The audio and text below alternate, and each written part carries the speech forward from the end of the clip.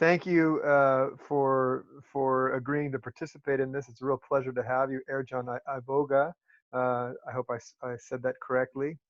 Um, who's very much familiar with the situation in the Kurdish region of Turkey, to talk to us about the situation there in relationship to the ongoing pandemic, the COVID-19 pandemic, and the response to that.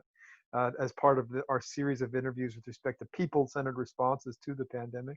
So also we'll have something we'll discuss a little bit the situation in the north of Syria and Rojava as well. But just to begin, if you could tell us a little bit about the feeling in the Kurdish region of Turkey, what the situation is there, how the pandemic has affected people's livelihoods and their experiences. Yes, hello to you, Jeffrey, and to the listeners. It's a pleasure to be here. Yes, I mean, the Turkish government accepted the existence of COVID-19 pandemic a bit late. Also, in mid of March, the pandemic was very harsh in Iran, and the borders were open.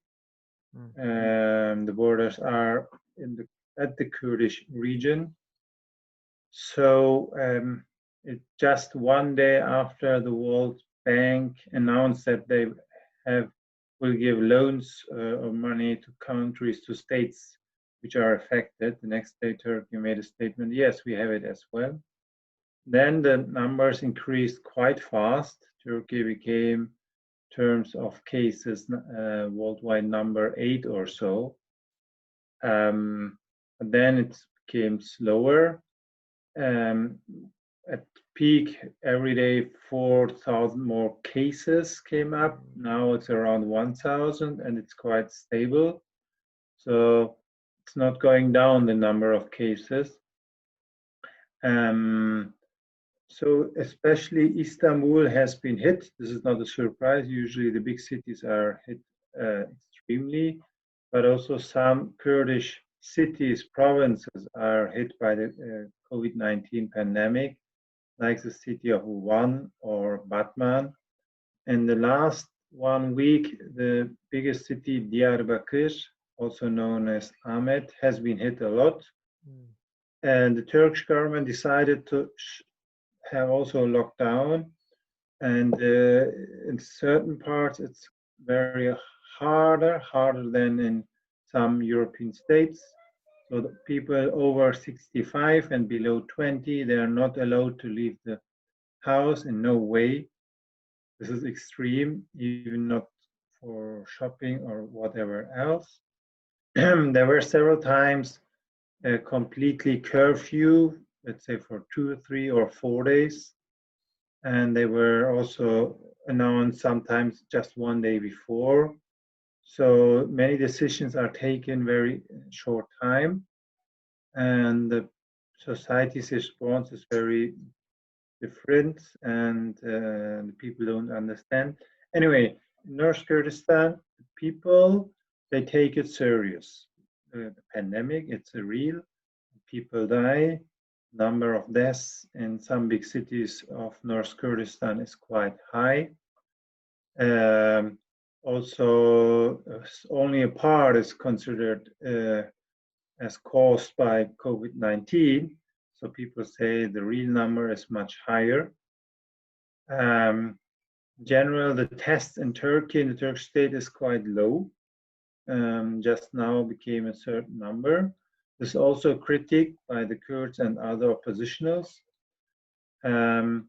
Yes, and but the Kurds, they have, let's say, one advantage is that they have their own media, their own political organizations. They communicate also through them. The big majority, they have the media, not only social media, television, journals, news agencies, and there's a lot of discussion, and people from the political or social organizations, they discuss the issue from different aspects. It's about health, it's about labor, impacts on labor and the broad population, because the impacts are heavily, and millions of people cannot go out or cannot go to work. Some have to go, especially the ones in the bigger factories. It's never stopped, like in the most states of the world. Then the government has let's say, announced a program of support for the population, but it's not for the broad population. It's only for the big and middle-sized companies. And each family got only 1,000 lira support. That's all, nothing else. 1,000 lira is a little more than £100, I guess. That's all what the people got. So, especially the people who cannot go to work or they have their shops, they're affected extremely. Now they are allowed again since last week to open more again. So there's a how to say, the government allows to open the shops again, step by step, but the impacts on the economy have been already very harsh and there's no government support. Yes, I mean, this is a general situation. There were no, and this had the impact that, what's important is that the government, the Turkish government, like some others, they used this pandemic for their political interests. Of course, they did something for the health or so, but they also considered as to implement, for example, projects, investments which they could not do before, dams, mining projects or so. Some projects have been very, how to say, controversial, and there was a court decision or so, or protest at the ground. Now the Turkish government tries to continue with these projects. There are some in Kurdistan and some in Turkey, which are now a lot of discussion.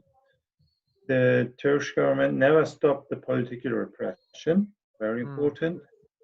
So they never said, okay, now with the detainment or arrestations, we make a stop or so. And Turkey is also interesting because they didn't release the political prisoners during the COVID-19 time. They released the non-political prisoners, around 90,000, but not the political ones. So this is the situation very shortly about Turkey and North Kurdistan especially. Yeah, well, thank you. That's very informative. With respect to, so you mentioned how difficult the situation has been for most people, given the fact that there's been so little in the way of government support, just over £100, you say. Are you familiar with any kind of response from the level of social movements in the Kurdish region to try to help people get through these very difficult times? Yes, the political organizations within the Kurdish freedom movement, they started very early a campaign. It's called Partner Families. I can translate it like this: partner families. That means that Kurds or others who can support a family, a household in North Kurdistan, which are heavily affected. So especially from the lower classes. So through television and other media, this has been promoted a lot for weeks. And this was has been taken, how to say, serious by many people. There are thousands of people who have said, okay, during this time or this month, 3 months from now, I will support a family in North Kurdistan, which is in a difficult situation. This works not bad, several thousand at least. This is on one side. Another is the very local solidarity at the ground, which is not much discussed in the big public, which you can see in many parts of this world. And we have it also in North Kurdistan. So within one apartment, within one street, so people support each other, especially if in the household there are only older people or so, or people, disabled people or others who cannot leave the house so much or so. So people each other support a lot. And you have to think that compared to UK or many parts of the Western world. And the people are more social, the solidarity is more alive, people know each other much more better. So, and the people have a history of struggle and solidarity in the last decades. So it was not very difficult to support each other, and this continues in almost or all parts of North Kurdistan. So what I am involved in one campaign, we have raised money here additionally to support especially people who have been displaced in 2016 when the Turkish state destroyed several cities or neighborhoods.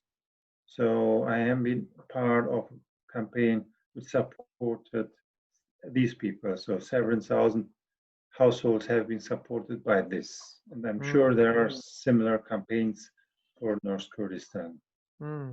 You mentioned the situation with the political prisoners, and in so many places around the globe, the political turbulence that has been caused by the pandemic and the economic consequences of the pandemic has been quite significant. Could you maybe comment a little bit more about the political situation in Turkey? To what extent the pandemic has affected the ongoing conflict with the Kurdish movement in particular, but more generally, Erdogan's position in power?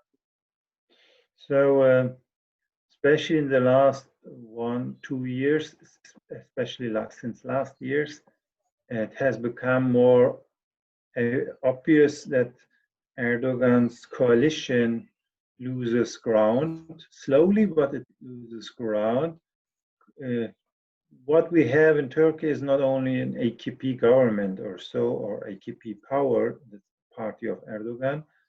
It's a coalition between the AKP and the neo-fascist party of MHP and other very nationalist, extreme right forces in the state, outside the state.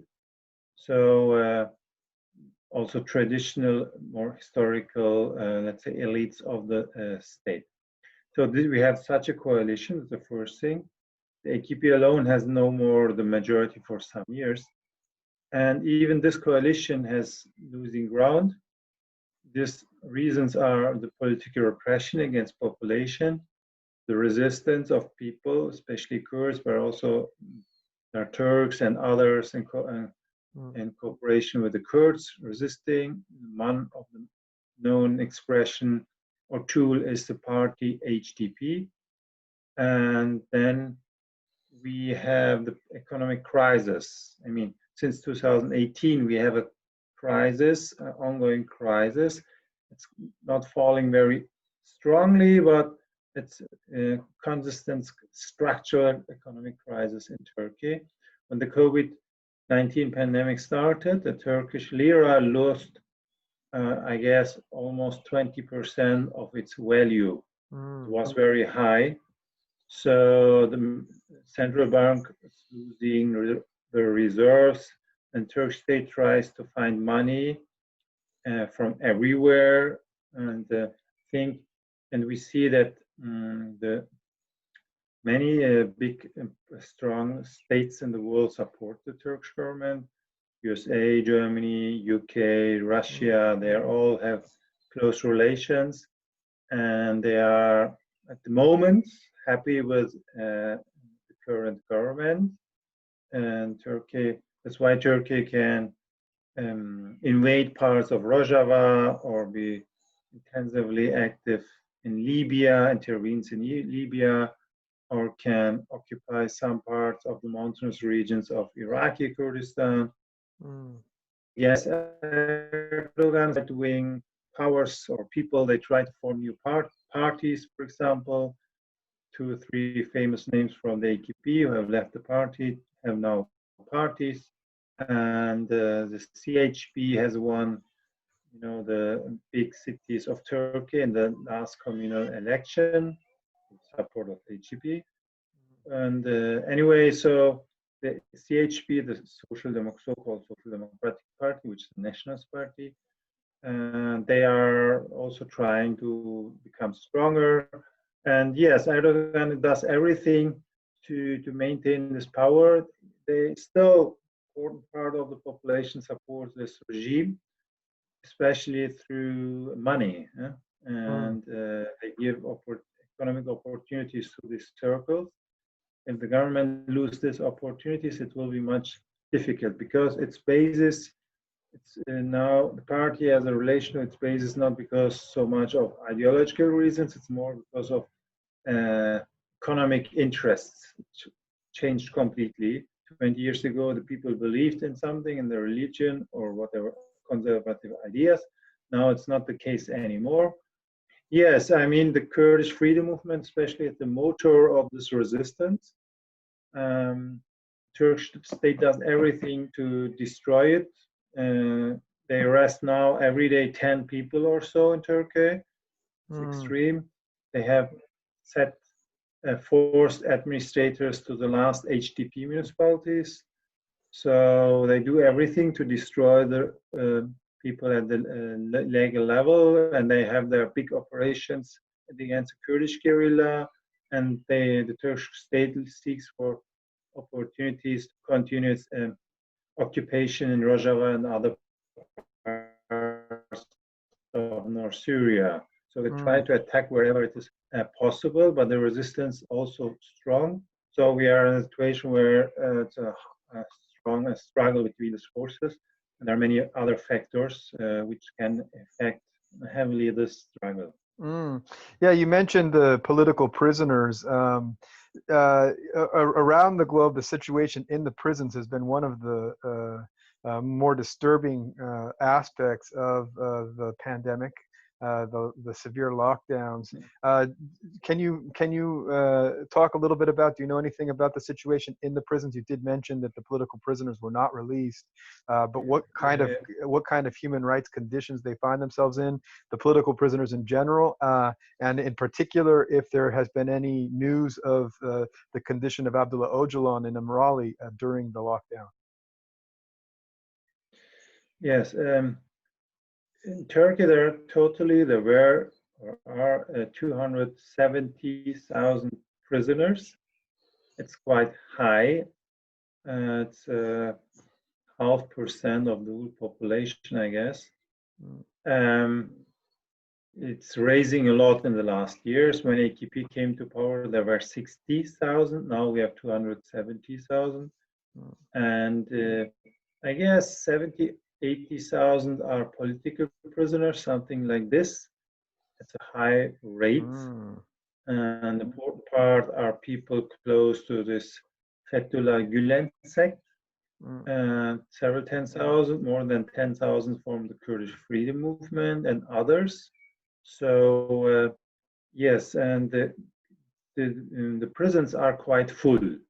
The Turkish state builds always new prisons, but as the number of arrestations high, people, for example, there's a cell for 2 people, but they have usually 3 or 4 people. So the cells are quite full. There are also big cells. For 15 years or more, there's an isolation system in Turkey. Has been spread a lot in the last years. And the most known case is Abdullah Öcalan, who is on the Imrali Island and the Marmara Sea. And since the pandemic, the Kurdish freedom movement and HDP asked to meet Öcalan to see how his conditions. The state didn't allow it, and once a family member could do an telephone interview of 20 minutes. That's all. The first time a telephone interview could be done with Imrali the last 21 years. Also, it's a right, it's a political basic human right, but they never allowed it. And actually the family have the right to visit him every week or every 2 weeks. It's not allowed usually. Only where there's a pressure and demonstrations and protests. And if the state thinks, okay, this can create big protest, then they allow to meet Öcalan. So the people must go to the streets to once to visit him. This happens some time to time. A few months ago, there was a case, and yes, I mean the political prisoners, and there said there are many, and they were and are important in the organization of the population. And the strategy of the Turkish state is to take them from society. They're taking away always every day, as said, up to 10 people. So the society is not much organized, and there's not a big protest, because the potential actually is high in Turkey. The protesters state from the Kurds, from the women movements, leftists, ecologists, and others, even liberals. But there's a regime of, let's say, of terror. It's a kind of terror. If you go to the street, you are beaten very extremely, and usually they don't allow demonstrations. And the people are afraid to get arrested. If you go to a simple demonstration, they say, yes, you support a terrorist organization, 15 years prison. It's very simple. It goes very fast. And there are many cases, and many friends of mine are in prison. Anyway, so they had the fear, of course, if they release now for 2-3 months political prisoners, that this can affect the society. The people can, I don't know what happened, could have unexpected results on the political organization of the people. And the state is, so it's kind of a revenge state. So they are very harsh and suppressing people as much as possible. And you mentioned the invasion of Rojava. Could you maybe speak a little bit about the situation in Rojava, how the pandemic has affected the ongoing conflict with the Turkish state there? As far as we see, it didn't affect much. The call of the UN to make a ceasefire has been welcomed by the Autonomous Administration and the armed force SDF, the Syrian Democratic Forces, but the Turkish government didn't do any statement on this issue in relation to Syria. And they continue to attack. What are their attacks now? They shoot daily, and what they also do is they burn, torch the agricultural fields. So several hundred, I don't know, number of some thousand hectares have been destroyed already. The wheat fields especially. It's a time when the wheat is quite high and still green. Anyway, so this is an approach of the Turkish government. The first thing, and they attack wherever they can. And then the COVID, other sides didn't impact much the society. I guess you did an interview about it. The number of cases is quite low in Rojava and other parts of the free parts of North and East Syria. The positive news. So, but there was also a kind of lockdown. They could organize it not bad. I mean, for the conditions they have there, they have not the opportunities of a normal state. Their capacities of health system, they have just built it by themselves, and they are not a bad situation, despite all the 100,000s of refugees from other parts of Syria. And with the invasion last October of parts of Rojava, the inflation starts to get faster. And in the last weeks, it's becoming dramatic. So while $1 was something around 650 in last October, now it's 4,000 or 5,000 lira, and the money has no value anymore. So the administration of North and East Syria decided to fix the prices for goods, basic goods in the markets. So the people are still able to buy these things. So they try to ensure that people have access to the basic things they need. As I heard now, because of the situation, the traders, private people, the cooperatives, public companies, they have also kind of exchange of goods. They don't use the money in the current situation. They knew relation before. So this basis, they exchange all the goods they have. So there's an exchange of goods. They try to do it. In the past, there was a discussion about an alternative currency, but there's a perspective to be a part of a democratic Syria. That's why this has not been brought forward so much. And technically, it's a big challenge. Anyway, and that makes the economic situation in Rojava very difficult. Coming back to the Turkish state, as I said, Turkish state used every opportunity to attack Rojava or make the life in Rojava more difficult. One thing is, when the pandemic started, Turkey cut the water to the Hasaka city and Tel Tamir city and the surroundings. The water comes from a water source close to the city Seri Kaniye. There's an Alok water station, which has been built 15 years ago or so. And from there, water goes to 450,000 people. And Turkey stopped this. And just by their decision, violating each kind of rights and conventions. There are indirect negotiations, I guess, through the US or Russia, I don't know, but this has no result. Turkey used it to make pressure on Rojava, to make the life more difficult, so that the people leave, so the people do not support that administration anymore. I don't know, they go or change the sides. This is the aim of the Turkish state in Rojava, but the resistance, the protest is quite strong. I don't believe that this will change the approach of people in Rojava. Yeah, thank you again. Very insightful, informative. Could you maybe say some last words about one, what kind of solidarity can people express with respect? What should solidarity with respect to the situation of the Kurds, both in Turkey and in Rojava, what that should look like, what that can look like? On the one hand, and on the and second, just with respect to this situation of pandemic, what kind of lessons we can take from democratic confederal principles with respect to the response to this pandemic? And this crisis of COVID-19 shows how important are social organizations, self-organizing beyond the state.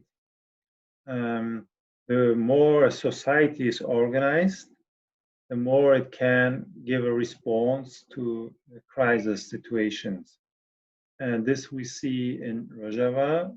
Society is highly self-organized, despite the bad conditions, war, occupation, embargo, they are able to survive even in this situation.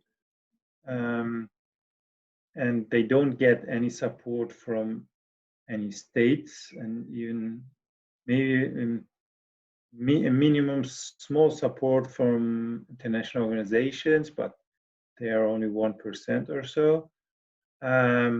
The case of North Kurdistan shows this as well, but there's a big political pressure on the people.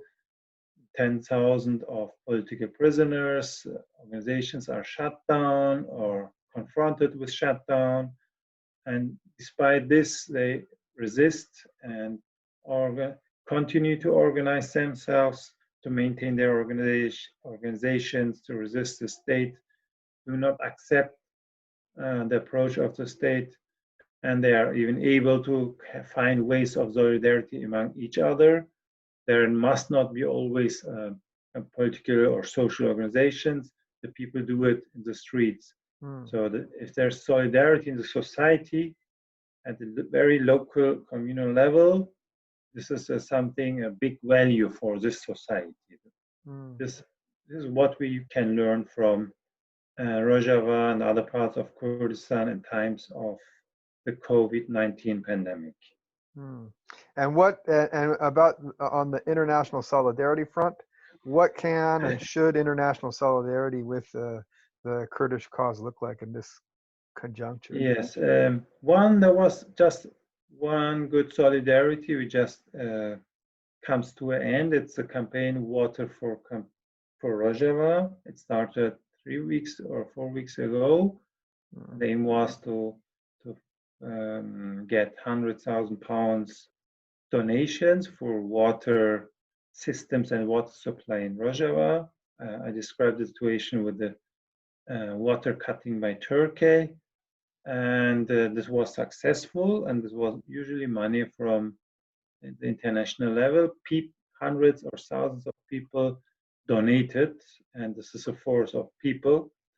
And this is one form of solidarity. The other form is not to lose focus on Kurdistan and Rojava. And now Turkey is always looking for a way to attack the Kurds, and the idea of democratic self-organizations and a confederal way of organizing. So the next invasion of Rojava can be started by the Turkish state very soon. We never know. We should be aware about this and ready. And what we see also in the COVID-19 pandemic, especially with the protests around Black Lives Matter, is that the issue of racism brings many people together. So in Europe especially, I see that sensitive people, migrant people, including the Kurds, and they protest together. They do common demonstrations. This is a good sign. So staying on the street together, bringing the issues together to connect them better. There was a connection, but in the practice, it was missing for a big part. Now this comes together. This is a good thing, what we see. And so I'm hopefully in terms that solidarity will continue around the Kurdistan freedom struggle. Great. Well, thank you very much. Do you have any last words you'd like to say with respect to the situation? We are in a difficult situation with big challenges, and there's a real threat from the pandemic, but there's a big repression by states. But there's also solidarity, which we see in the streets from millions of people all around the world. So this gives hope. So every crisis situation can go to the bad, negative direction, but also positive. So it's important that now we are active and that we can take the best for the interests of the broad population. Great. Well, thank you very much for a very informative discussion. It's a pleasure. Thank you as well. Yeah.